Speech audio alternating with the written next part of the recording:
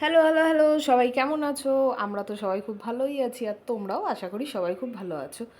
আর এই যে কালী পুজোতে বেরিয়ে পড়েছি মা, আমি, বোন মিলে সুন্দর সুন্দর মাতৃ প্রতিমা দর্শন করতে।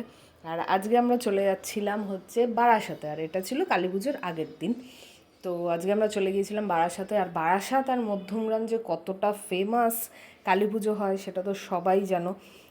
সো আমরা অনেক অনেক ঠাকুর দেখেছিলাম, বাট এই দুটো ঠাকুর আমার বেস্ট লেগেছিল, তাই জন্য এই দুটোই শেয়ার করলাম। এটা ছিল হচ্ছে নবপল্লীতে, যেটা অসাধারণ করেছিল, অসাধারণ। এই যে নবপল্লীর মা প্রতিমা দেখো কি অপরূপ সুন্দর।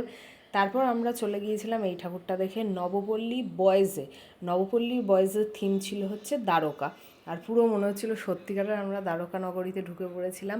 আর এখানে মাকে রাখা হয়েছিল কৃষ্ণ কালী রূপে, মাকে দর্শন করানো হয়েছিল, একদিকে কৃষ্ণ একদিকে কালী, আর অসাধারণ ছিল।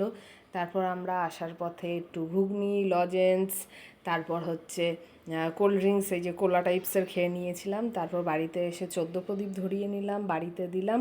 সো এইভাবেই কাটলো দিনটা।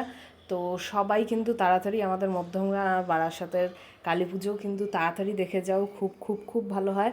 আর বড় যে ভ্লগটা আপলোড হয়ে গেছে সেটার মধ্যে সব কিছু ডিটেলসে আছে, কোথায় কোন ঠাকুর, কোথায় কি ঠাকুর হয়েছে, সেটা কিন্তু ফুল ভ্লগটা কিন্তু আমার চ্যানেলে আপলোড হয়ে গেছে, ফুল ডিটেলসটা রয়েছে।